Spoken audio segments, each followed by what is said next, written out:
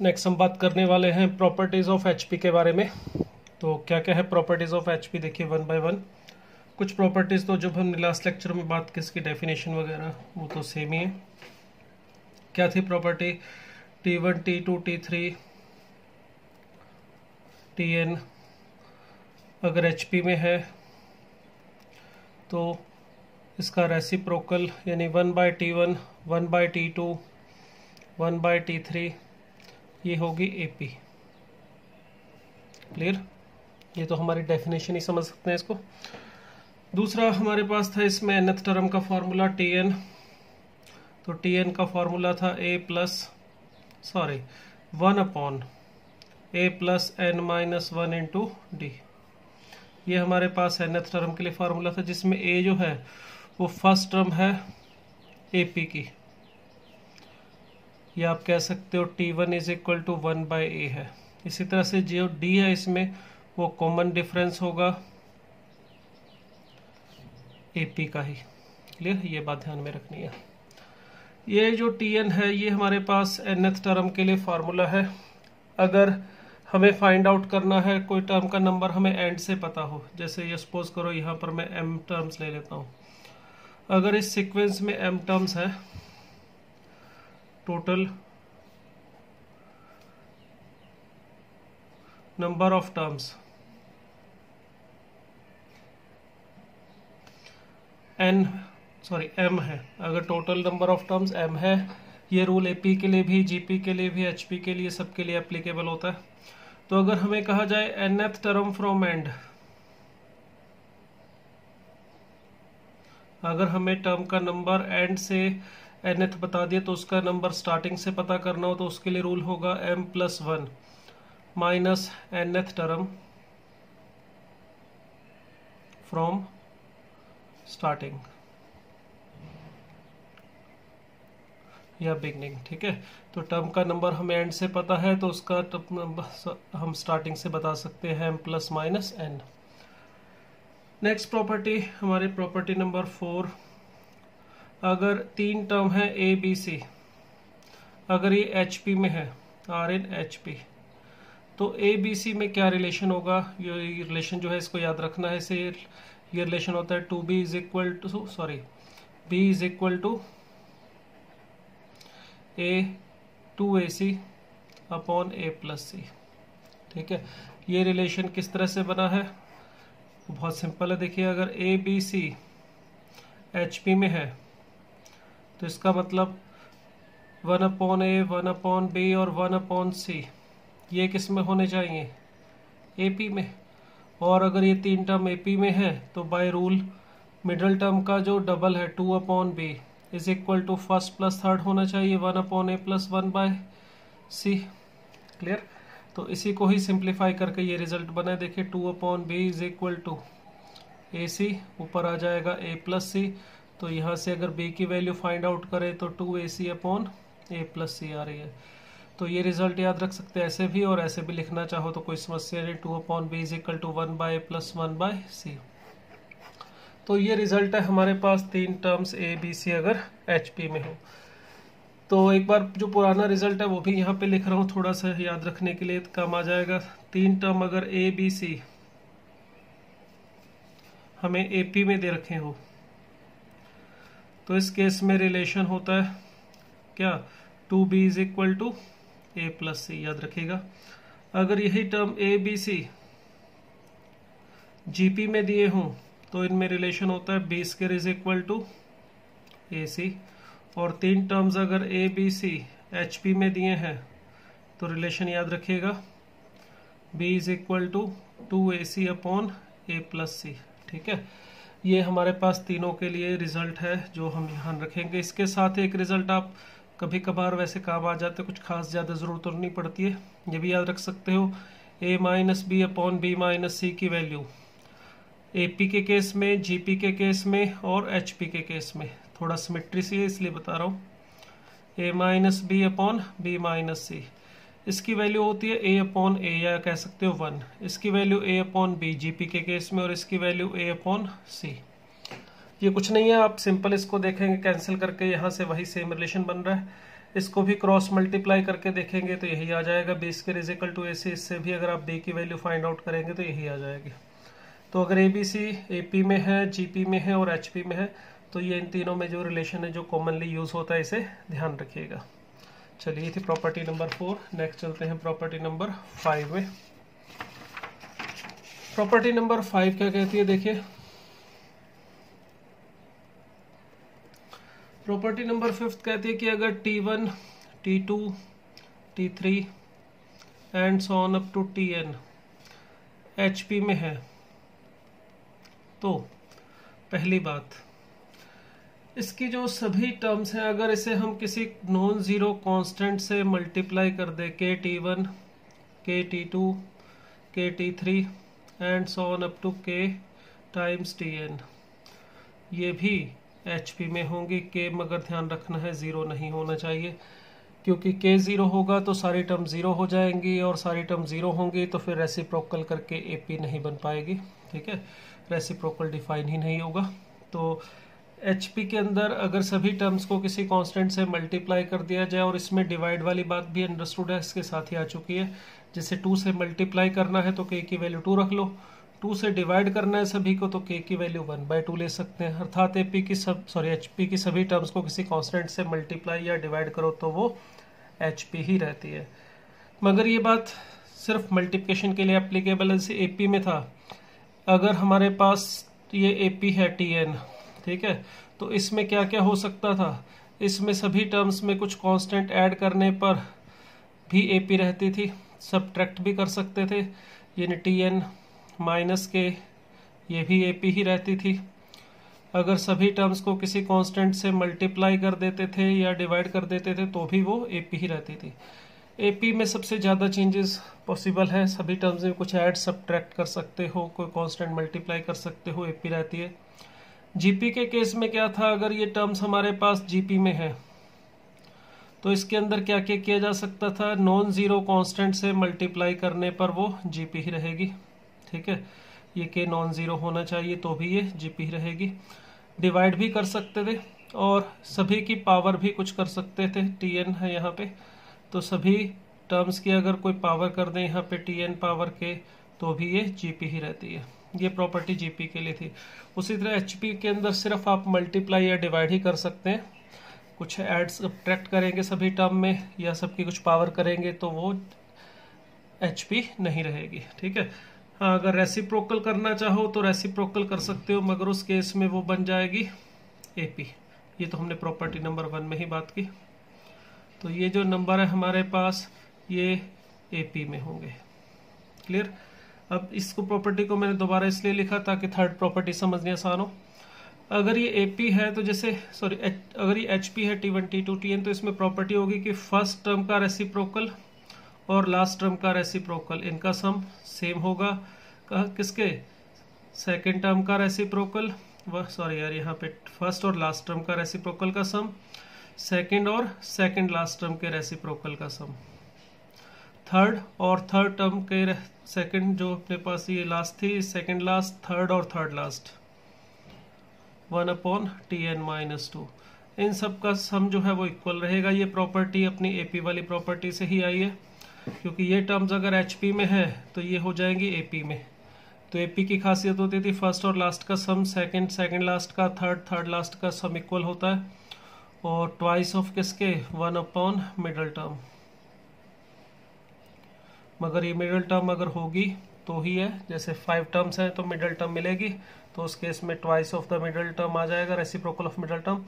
अगर नहीं होगी तो कोई बात नहीं, ये वाली चीज़ नहीं लिखेंगे।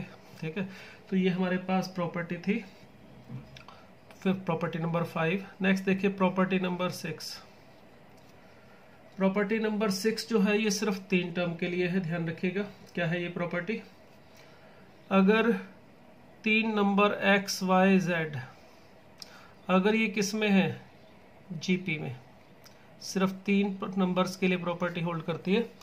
अगर ये 3 नंबर GP में है तो प्रॉपर्टी कहती है कि अगर मिडल टर्म जो है y, इसे आप सब में ऐड कर दो, y को इसमें भी ऐड कर दिया, y को इसमें भी ऐड कर दिया, तो इसको मैं सीधा 2y लिख लेता हूँ, y प्लस y यानी 2y, और z प्लस y, ये बन जाती है HP। क्लियर।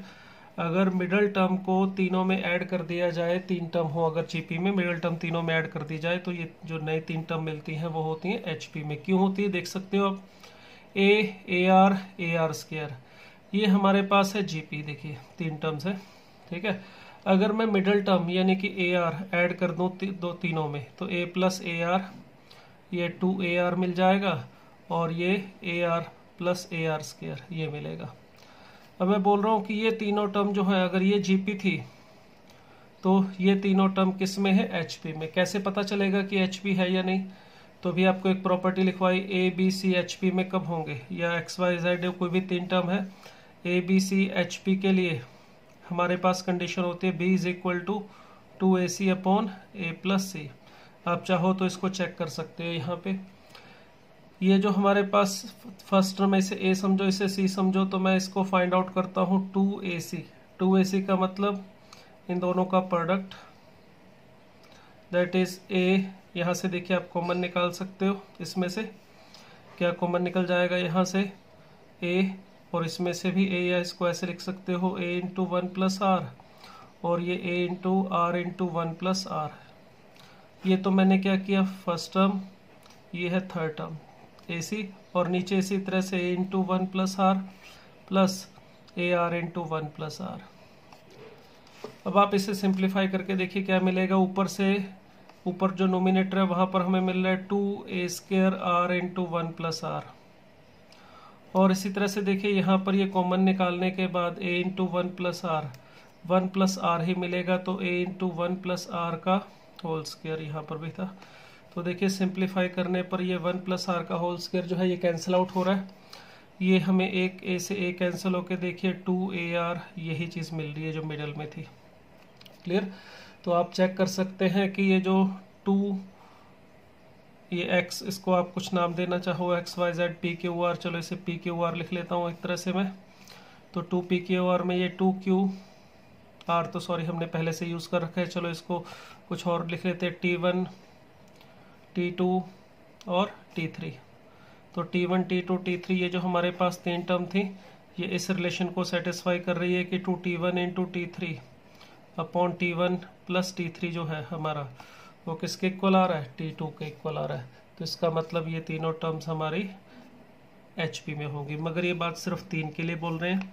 और प्रॉपर्टी नंबर जो 7 है वो बिल्कुल इसका रिवर्स करके बनी है। देखिए अब सोचो, अगर ये 3 टर्म है HP में, चलो इसे ABC समझ लेते हैं, अगर ABC HP में है, आप इसको यहाँ से समझो, ये A है, ये B है और ये C है।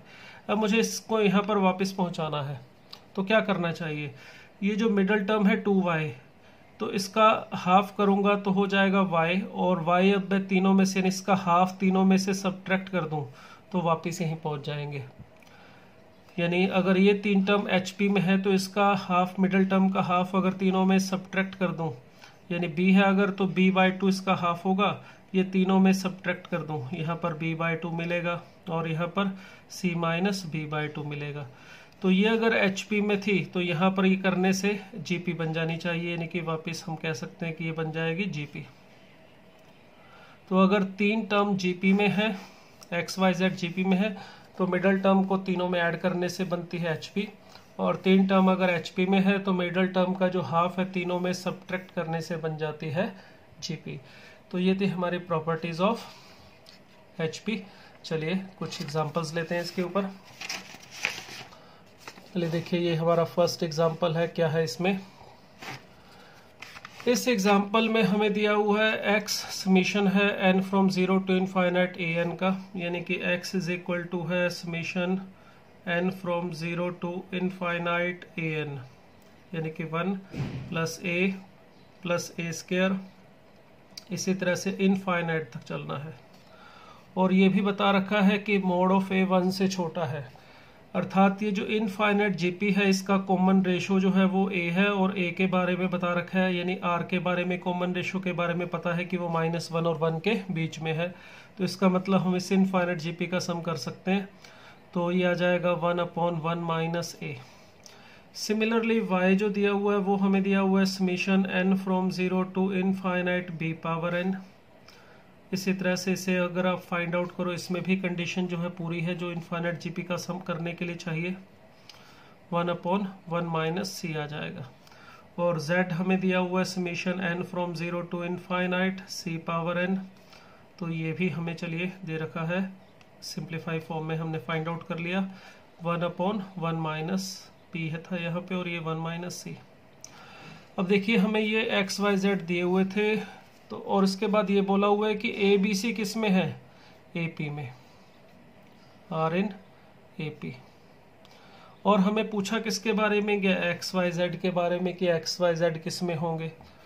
तो एक तरीका तो ये है भाई, ये जो एक्स वाई जेड हमने फाइंड आउट किए हैं, ये चेक करो एच पी वाला, जी पी वाला, ए पी वाला कौन सा रिलेशन सेटिस्फाई कर रहे हैं। मतलब 2x इज इक्वल टू अगर y प्लस जेड हुआ तो इसका मतलब ए पी में होने चाहिए X Y Z, 2y is equal to X plus Z. Middle term का डबल अगर फर्स्ट प्लस थर्ड आता है तो क्या होनी चाहिए, ए पी। या फिर y square is equal to X Z आएगा तो इसका मतलब जी पी होनी चाहिए। अगर y is equal to 2xz upon X plus Z आएगा तो ये एच पी में होने चाहिए। तो अगर हमें एक्स वाई जेड को किस में है चेक करना है, ए पी, जी पी या एच पी, एक तो लंबा रास्ता है कि इस तरह से करो। दूसरा तरीका है अगर आप प्रॉपर्टीज को ध्यान से यूज करो तो ये क्वेश्चन बहुत ही आसान है, हमें इस तरह से अलग अलग नहीं जाना पड़ेगा। हमें एक्स वाई जेड यानी कि 1/1 माइनस ए, 1/1 माइनस पी और 1/1 माइनस सी को चेक करना है कि ये किस में होंगे। तो ये बनाने की कोशिश करो यहाँ से। प्रॉपर्टी के अकॉर्डिंग अगर ए बी सी ए पी में है तो हम बोल सकते हैं माइनस ए माइनस पी और माइनस सी ये भी ए पी में होंगे, क्योंकि ए पी में रूल होता है कि सभी टर्म्स को किसी कांस्टेंट से मल्टीप्लाई या डिवाइड करो, ए पी ही रहती है।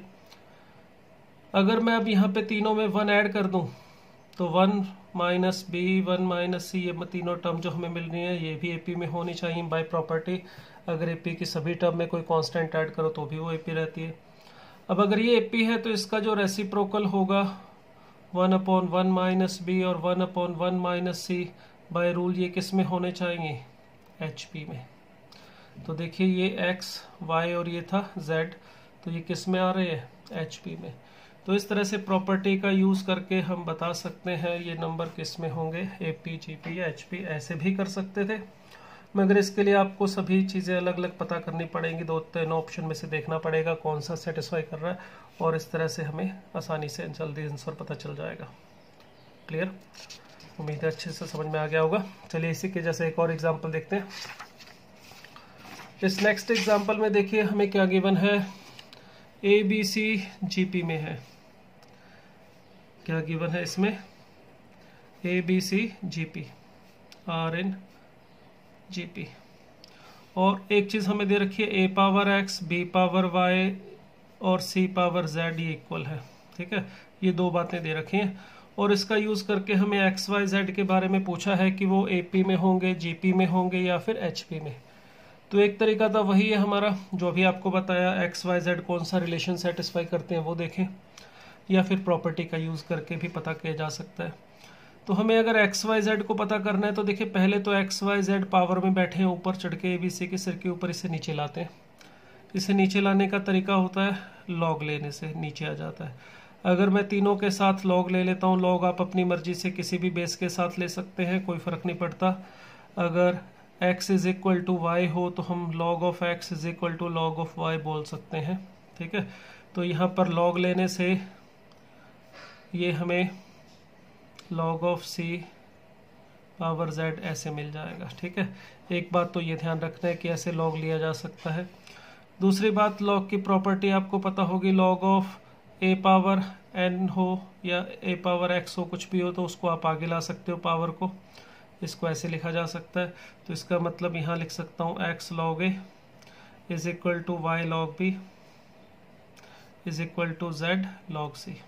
ठीक है, अगर मैं अब इसको k के इक्वल लिख लेता हूँ, k कोई भी वैल्यू है, चलो इसके इक्वल अगर लिखें तो इसका मतलब x की वैल्यू आ जाएगी हमारे पास k upon log a, y की वैल्यू आ जाएगी k बाय log b और z की वैल्यू आ जाएगी k बाय log c।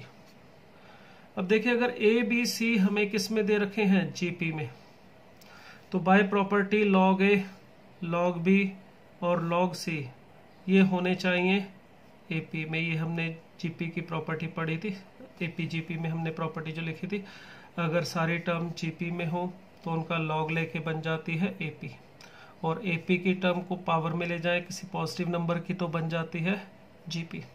तो यहाँ पर ये एपी में है तो यहाँ पे लॉग लेने से हम इसको बोल सकते हैं ये तीनों टर्म एपी में होनी चाहिए।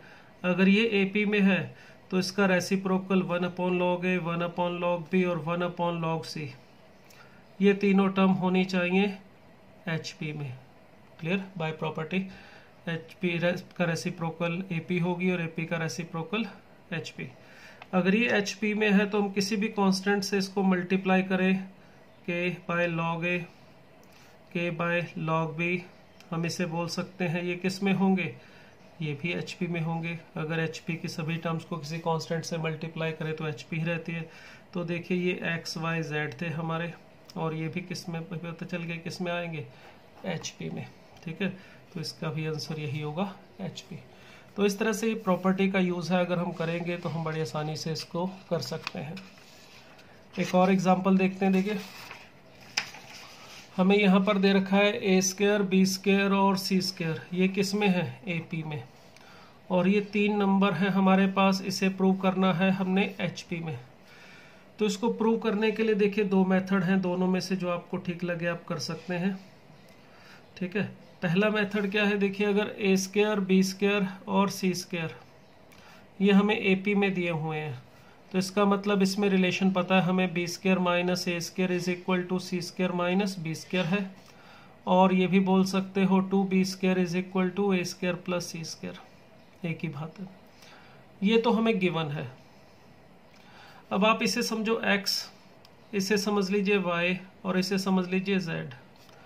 अगर हमें x y z को चेक करना है किस में है, HP में, तो सिंपल सा काम है 2yx z ढूंढ लो अपॉन x प्लस z। अगर ये सॉल्व करके y के इक्वल आ जाता है, ठीक है, अगर हम ये प्रूव कर दें कि ये इसके इक्वल है तो हम बोल सकते हैं कि x y z जो होंगे वो HP में होंगे। और ये काम आपके लिए मैं छोड़ रहा हूँ, आप खुद कर सकते हो इसको। ये थोड़ा बिना दिमाग ज़्यादा लगाने वाला सीधा सीधा चलने वाला मेथड है, इससे हम सीधा यहाँ पे पहुँच जाएंगे। इसके लिए आपके पास x है, y है और z है, बस आपको ये सॉल्व करना है और इसका यूज़ करना है। ठीक है, अब देखिए अगर इस तरह से नहीं करना, प्रॉपर्टी का यूज़ करना है तो हम जल्दी से पहुँच सकते हैं। देखिए अगर हमें a² b² और c² दिए हुए हैं AP में, और हम प्रूव करना क्या चाहते हैं, b plus c plus a और a प्लस b, इसको हम प्रूव करना चाहते हैं HP में। तो एक मेथड जो है हमारे पास, जो इसमें हमने पहले भी यूज़ किया हुआ है, प्रॉपर्टी का यूज़ करके AP में कुछ एग्जांपल हमने किए थे इस तरह के, उसी का मैं यहाँ पे यूज़ करूँगा। देखिए अगर मुझे प्रूव करना है ये तीनों टर्म HP में है तो मुझे प्रूव करना पड़ेगा 1/b plus c, 1/c plus a और 1/a प्लस b, ये AP में प्रूव करना चाहिए। अगर ये 3 टर्म AP में होंगी तो मैं बोल सकता हूँ ये 3 टर्म किस में होंगी, HP में। तो इसके लिए देखिए यहाँ से चले और यहाँ तक पहुँचे, AP की प्रॉपर्टी का यूज़ करें। तो इस तरह से ये प्रूव करने के लिए हमें कुछ ऐसा बनाना, इसमें कुछ ऐड सब्ट्रैक्ट मल्टीप्लाई या डिवाइड करना होगा जिससे यहाँ तक पहुँच सके। अगर ये टर्म AP में तो इन सभी में कोई भी सेम नंबर ऐड करो, सब्ट्रैक्ट करो, मल्टीप्लाई करो या डिवाइड करो, वो AP ही रहेगी। डिवाइड करते वक्त ध्यान रखना नॉन जीरो होना चाहिए। तो यहाँ पर देखिए अगर मैं इस जगह पहुँचना चाहता हूँ तो पहला स्टेप मैं इसमें ऐड कर रहा हूँ AB plus BC plus CA, same number तीनों में ऐड कर रहा हूँ। b² के साथ भी AB plus BC plus CA, और तीसरा c² के साथ भी AB plus BC plus CA, और बोल सकता हूँ R in AP, ये भी AP में होंगे। सेम नंबर कौन सा ऐड किया हमने, AB plus BC plus CA, AB plus BC plus CA। इसको ऐड करने से फ़ायदा क्या हुआ, देखिए अगर आप इस फर्स्ट वाले को फैक्टराइज करें तो ये आपको A plus B into A plus C मिलेगा, फैक्टराइज करके देख सकते हैं। इसी तरह सेकंड वाले को फैक्टराइज करें तो ये A प्लस B और B प्लस C इसके फैक्टर मिल रहे हैं, और इस थर्ड वाले को करें तो C प्लस A और C प्लस B इसके फैक्टर मिल रहे हैं, और ये AP में है। क्लियर? अगर ये सारी टर्म, ये तीनों टर्म एपी में है और मुझे यहाँ पहुँचना है, तो देखिए इन तीनों को मैं सेम नंबर से डिवाइड कर सकता हूँ। तो कौन सा नंबर होना चाहिए आप समझ सकते हैं। हमें यहाँ पर नीचे a plus B, B plus C, C plus A यहाँ चाहिए, तो इसके लिए इसको a plus B, B plus C और c प्लस ए इस फैक्टर से डिवाइड कर देते हैं। अब ये अंडरस्टूड है कि ये जो तीनों फैक्टर जिससे हम डिवाइड कर रहे हैं ये जीरो नहीं है। कैसे पता चला? अगर मुझे इन तीन टर्म को एचपी में प्रूव करने के लिए बोला है तो ये अंडरस्टूड है ये तीनों टर्म नॉन जीरो होनी चाहिए, क्योंकि अगर इनमें से कोई जीरो है तो एचपी पॉसिबल ही नहीं है। अगर ये तीनों नॉन जीरो है तो इनका प्रोडक्ट ये भी नॉन जीरो होगा। तो यहाँ हम जो डिवाइड कर रहे हैं वो नॉन जीरो नंबर से ही डिवाइड कर रहे हैं, इसलिए चिंता नहीं करनी है। तो यहाँ पर भी अगर मैं इससे डिवाइड करूँ a plus B, B plus C, C plus A, तो ये भी यहाँ पर c plus A into C plus B और नीचे a plus B, B plus C and c plus A, ये भी किस में होंगे? AP में। ठीक है, अगर ये इस तीनों टर्म AP में है, देखो इसमें a प्लस बी और a प्लस सी कैंसिल होकर यही बचेगा b प्लस सी, इसमें भी a प्लस बी और b प्लस सी कैंसिल होकर c प्लस ए मिल रहा है और c प्लस ए, b प्लस सी कैंसिल होकर आपको a प्लस बी मिलेगा। तो देखिए ये तीन टर्म अगर AP में है तो ये इनका रेसिप्रोकल है, तो इसको हम कह सकते हैं कि किस में होगा? HP में। तो इस तरह से प्रॉपर्टीज़ का यूज़ करके हम प्रूव कर सकते हैं इनको कि ये HP में है। ठीक है, दूसरा मेथड ये भी है, इसे आप अपने आप ट्राई कर सकते हैं। इसके लिए बस आपको 2xz upon x plus z ढूंढना है और y के इक्वल प्रूव करना है, उसके लिए आप इसका यूज़ कर सकते हैं।